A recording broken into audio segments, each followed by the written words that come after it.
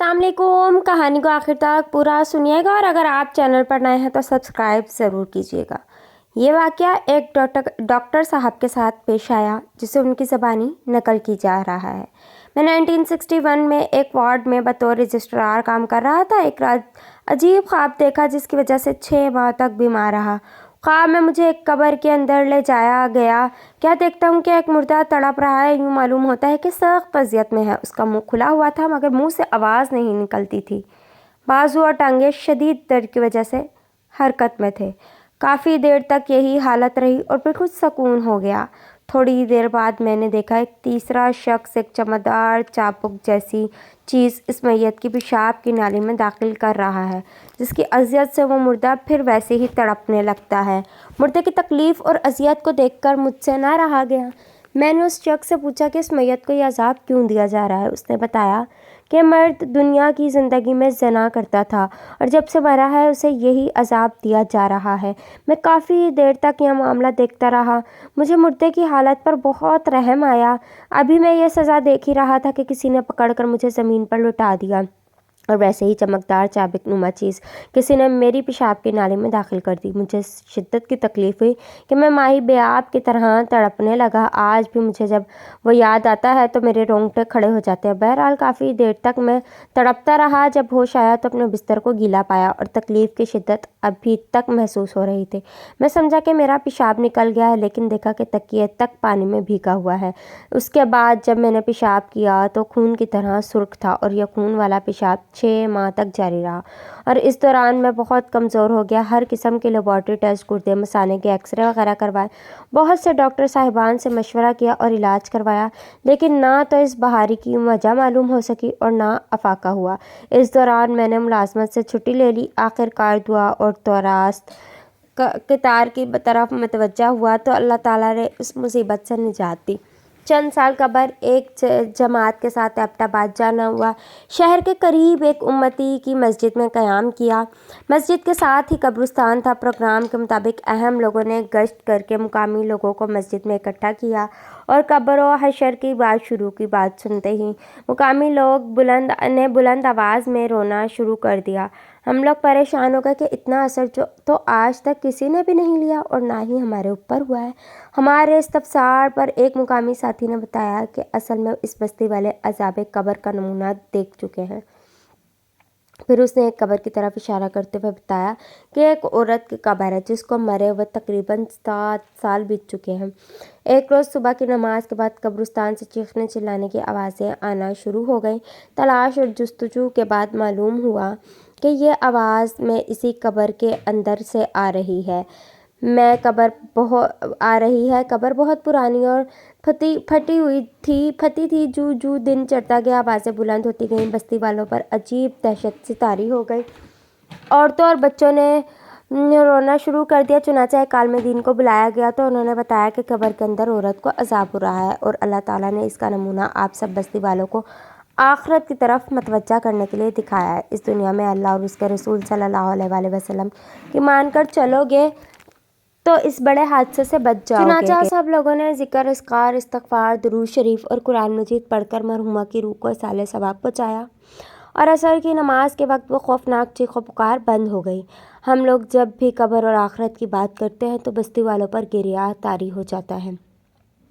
मेरे पड़ोस में एक शख्स की हालत बिगड़ गई। मुझे बुलाया गया। मैं वहाँ पहुँचा तो देखा कि मरीज़ पर नज़ा की कैफियत तारी है और वह एक सिमत में इशारा करके कह रहा था कि मुझे लेने के लिए आया है और ले जाएगा, लेकिन मेरी लड़की का क्या बनेगा। ये कलमात उसने 3 मरतबा दोहराए और फिर उसकी रूह कफ्स अंसरी से परवाज़ कर गई। मेरी एक अजीज़ो इलाज के लिए मेरे पास मुल्तान आई हुई थी। एक दिन हम बैठे हुए थे कि अचानक वो एक तरफ देखकर कहने लगी, ये कौन आया है। फिर कहने लगी कि मुझे जल्दी घर पहुंचाओ, मेरा दुनिया से जाने का वक्त करीब है। चुनांचे उनको घर पहुंचाया गया। थोड़ी देर बाद ही उनका इंतकाल हो गया। वो जहाँ रोड पर एक बस तेज़ी से अपनी मंजिल की तरफ जा रही थी, अचानक ड्राइवर ने ब्रेक लगाया और कंडक्टर से कहा कि सवारी चढ़ा लो। कंडक्टर ने गेट खोलकर देखा तो बाहर कोई भी मुसाफिर न था। चुनांचे उसने चलो चलो की आवाज़ अंगारी, लेकिन ड्राइवर ने बस ना चलाई। ड्राइवर के करीब जाकर देखा تو اس کا سر اسٹیئرنگ پر ڈھکا ہوا تھا اور اس کی روح پرواز کر چکی تھی۔ یہ واقعہ مجھے اس بس کے ایک مسافر نے سنایا۔ میرا ایک عزیز خورد نوش کا بہت شوقین تھا، نتیجتاً اسے شوگر اور پائی اور دل کے امراض لاحق ہو گئے۔ بیماری کی شدت کی وجہ سے وہ میرے وارڈ میں داخل ہو گیا۔ اس کی حالت بگڑتی گئی۔ موت سے چند لمحے قبل اس نے پکوڑے، برفی اور دودھ وغیرہ کی خواہش ظاہر کی۔ یہ ساری چیزیں اس کو مہیا کی گئیں۔ ابھی اس نے پہلا لقمہ بھی منہ میں نہ ڈالا تھا کہ بستر پر ڈھیر ہو گیا۔ دیکھا تو انتقال ہو چکا تھا۔ ہمارے ایک بہت ہی مشہور بزرگ کے معدے کے السر کی وجہ سے پخانے کے راستے خون آنا شروع ہو گیا اور ان کی حالت خاصی تشویشناک ہو گئی۔ ساتھ ہی دل کی دھڑکن بھی بے قاعدہ ہو گئی، جس کی وجہ سے سرجن نے آپریشن کرنے سے انکار کر دیا۔ سارے متعلقین اور معالج مایوس ہو گئے۔ میں ان کے بستر کے پاس ہی کھڑا تھا۔ میں نے دیکھا انہوں نے لکھے پڑھے اور پھر خاموش ہو گئے۔ اس کے بعد ان کے دل کی حرکت بند ہو گئی، نبض ختم ہو گئی اور طبی لحاظ سے موت واقع ہو گئی۔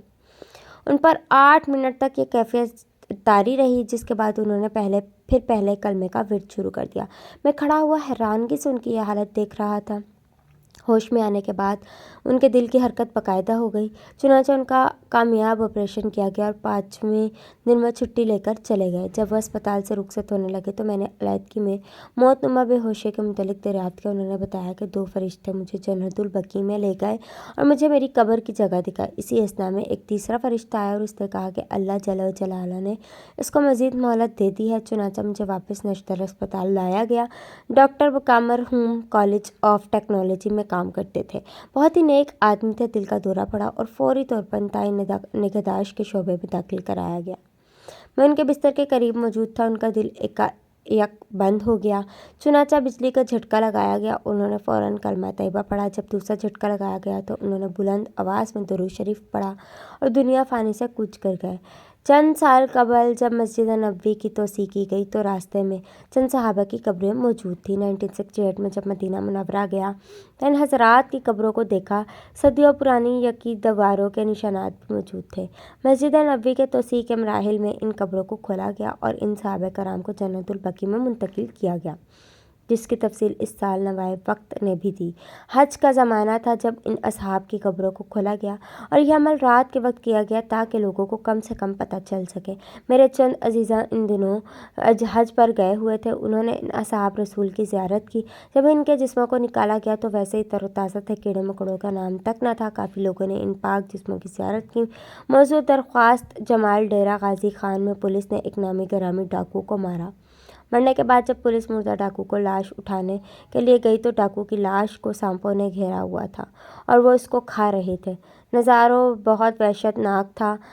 سب نے دیکھ کر توبہ کی۔ میت کے منہ پر سانپ ڈس رہا تھا جب منگلا ڈیم پاکستان میں تعمیر ہو رہا تھا اور بند باندھا جا رہا تھا اور مٹی ادھر ادھر سے اکٹھی کی جا رہی تھی تو اس کام کے دوران بلڈرز نے ایک قبر کھول دی۔ اس میں قبر میں ایک مردہ لیٹا ہوا تھا اور اس کے منہ کے اوپر ایک سانپ بیٹھا ہوا تھا، وقفے وقفے سے ڈس رہا تھا۔ یہ نظارہ وہاں کے تمام لوگوں نے دیکھا۔ چنانچہ کچھ اللہ والوں نے ذکر و اذکار شروع کر دیا اور اس مردے کی تخفیف عذاب کے لیے درود شریف اور قرآن شریف پڑھنا شروع کر دیا۔ کچھ دیر بعد یہ سانپ کہیں غائب ہو گیا۔ یہ واقعہ وہاں کے ایک انجینئر نے بتایا جو ان دنوں بند کے بنانے پر مامور تھا۔ آج سے تقریباً 40 سال قبر کشائی کے لیے میں ایک میڈیکل افسر کے ساتھ گیا۔ یہ قبر کوٹ مٹھن کے قصبے کے باہر ایک قبرستان میں واقع تھی اور قبر والے کو مرے ہوئے 5 دن گزرے تھے۔ جب قبر کھولی گئی تو میں وہاں موجود تھا۔ قبر کالی چمکدار موٹی مکھیوں اور موٹی کیڑوں سے بھری ہوئی تھی اور کیر کی تہت میں سانپ اور بچھو نظر آ رہے تھے۔ نظارہ اتنا ڈراؤنا تھا کہ وہاں سے سب لوگ بھاگ گئے، حتیٰ کہ سرکاری افسر جو ہمارے ساتھ تھے وہ بھی اس نظارے کی تاب نہ لا سکے۔ سب سے بڑا مسئلہ مردے کو نکال کر اس کی چیڑ پھاڑ کرنا تھا۔ مردے کو نکالنے کے لیے بڑے جتن کیے گئے۔ اپنی مشکل سے 2 مزدور پولیس کے ڈر سے رسیوں کے ذریعے مردے کو باہر نکال لائے۔ کیڑوں کے انبار اور مکھیوں کے جھنڈ دیکھ کر ایک مزدور بے ہوش ہو گیا اور شام تک مر گیا۔ جب مجھے یہ منظر یاد آیا تو پسینہ آ جاتا ہے اور سوچتا ہوں کہ میرے ساتھ قبر میں کیا سلوک ہوگا۔ اگر مرنے سے پہلے قبر کی تیاری کر لی تو اچھا سلوک ممکن ہے، ورنہ ہمیشہ کے لیے ناکامی ہے۔ اللہ تعالیٰ ہمیں مرنے سے پہلے مرنے کی تیاری کی توفیق عطا فرمائے، آمین۔ میرے ایک دوست ڈاکٹر قانون طلب سے منسلک ہیں۔ ایک قبر کشائی کے لیے ان کو سرکار کی طرف سے اکثر جانا پڑتا ہے۔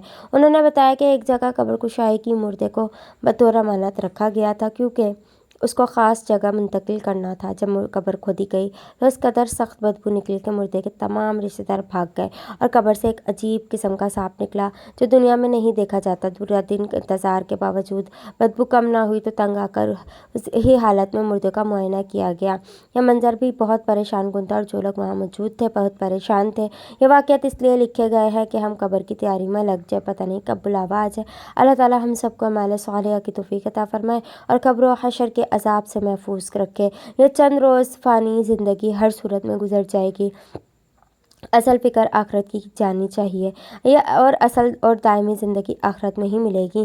حضور پاک صلی اللہ علیہ وسلم کی ذات گرامی پر درود شریف اتنا عمل ہے کہ خود فرشتے اللہ تعالیٰ بھی کرتے ہیں، اور اللہ تعالیٰ کے ذکر سے بڑی چیز اور کیا ہو سکتی ہے کہ خود اللہ تعالیٰ نے جنت کا ایک دروازہ ذاکرین کے لیے مخصوص فرمایا ہے۔ بزرگوں سے کئی دفعہ سنا کہ قیامت کے قریب ایک ایسا زمانہ آئے گا جس میں اللہ والوں کے لیے دنیا میں رہنا ناممکن ہو جائے گا۔ وہ جنگلوں میں چلے جائیں گے، ان کی غذا اللہ کا ذکر ہوگا۔ ان چیز کا خود بھی مشاہدہ کیا اور ہمارے ایک بزرگ نے بھی کیا۔ مولانا مرحوم نشتر کالج میں خطیب رہے ہیں۔